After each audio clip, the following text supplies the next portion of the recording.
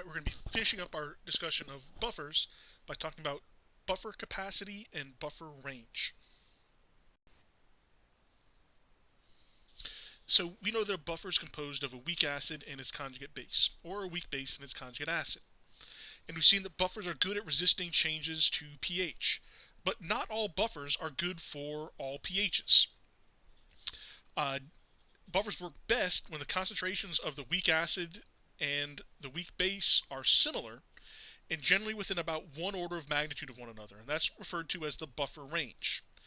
And buffers aren't good at maintaining any possible pH, right? As we've seen from the Henderson-Hasselbalch equation, the pH of a buffer tends to be around the pKa of the weak acid. And so buffers are really only good at maintaining pHs that are close to the pKa of the acid. If I need a different pH, then I should choose a different buffer system. The other aspect of the effectiveness of buffers is the buffer capacity.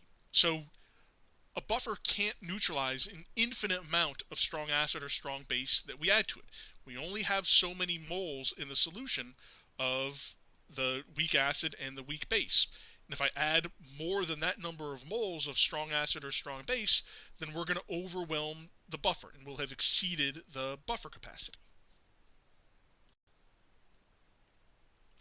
So generally when we talk about buffer range, uh, we use a factor of 10 to determine the buffer range. So if one or the other, the weak acid or the weak base, is 10 times more concentrated than the other, if we exceed that factor of 10, then the buffers generally become less effective.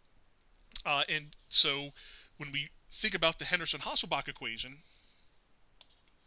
where pH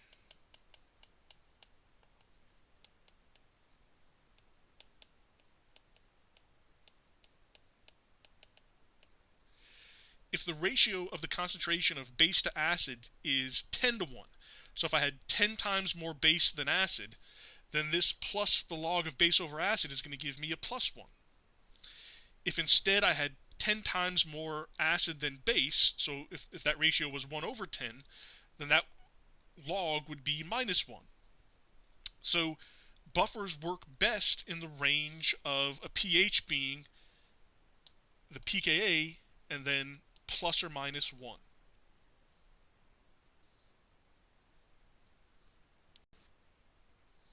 So when we think about buffer capacity, the more moles of the weak acid and its conjugate base, or the weak base and its conjugate acid, the more moles of those we have, the higher the buffer capacity is. And so either increasing the concentration or increasing the volume of the buffer will give us more moles, and it will be more effective at resisting changes in pH.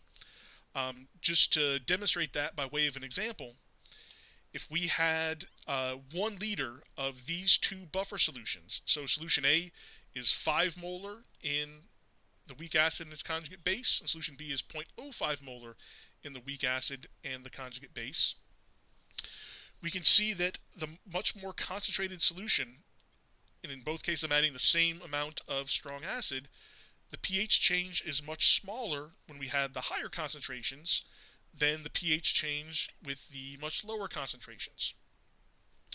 Right? So the more moles of the buffer components I have, the more effective it is at resisting changes in pH. And then we can even exceed the buffer capacity. If I add more moles of strong acid or strong base to the buffer than I have moles of the buffer components, then we can effectively overwhelm the buffer.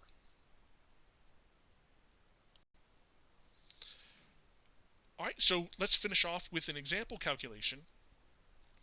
So we want to know which of the following buffer systems would be the best choice to create a buffer with a pH of 7.2. And then after we answer that question, we want to know what is the ratio of the concentrations of the buffer components that I would want to dial in that specific pH. So to determine which buffer system is the best, I want to determine what the pKa is for each potential buffer. So for the acetic acid and sodium acetate, when I do the pKa, the negative log of 1.8 times 10 to the minus 5, I get 4.84. I'm going to skip the NH3 and the NH4Cl for a second, because the HClO, KClO will be a little bit easier. In that case, the pKa is the negative log of 2.9 times 10 to the minus, and I get a pKa of 7.53. But no, so let's go back and look at the ammonia and the ammonium chloride buffer. Right, and so in this case, they didn't give me the Ka of the weak acid, they gave me the Kb of the weak base. And so we need to know the Ka of the weak acid. So what I'm going to do is first get the pKb,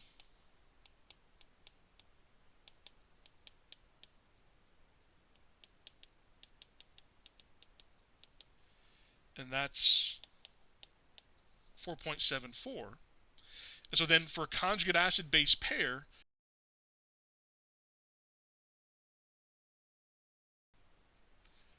I know that pKb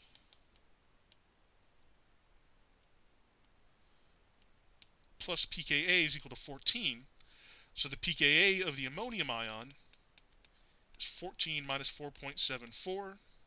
So that's 9.26.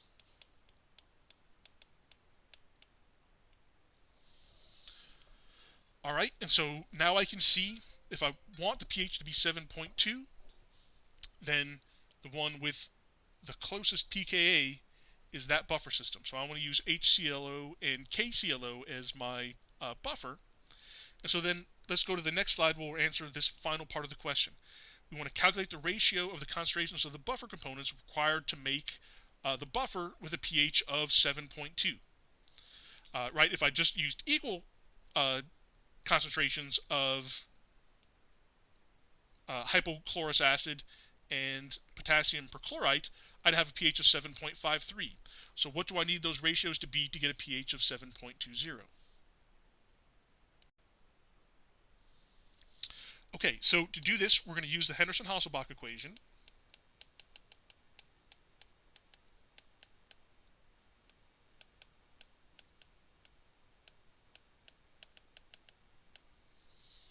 And so they want to know the ratio of the concentrations that I would use.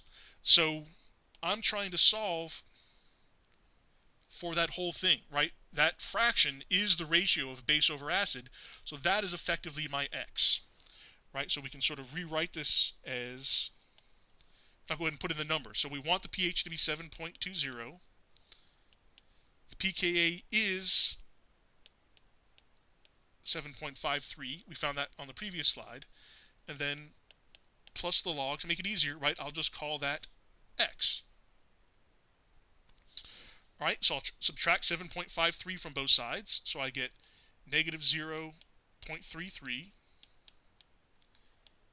is equal to the log of x. And so to get x, I'll do 10 to the minus 0.33. It's 10 to the log of x.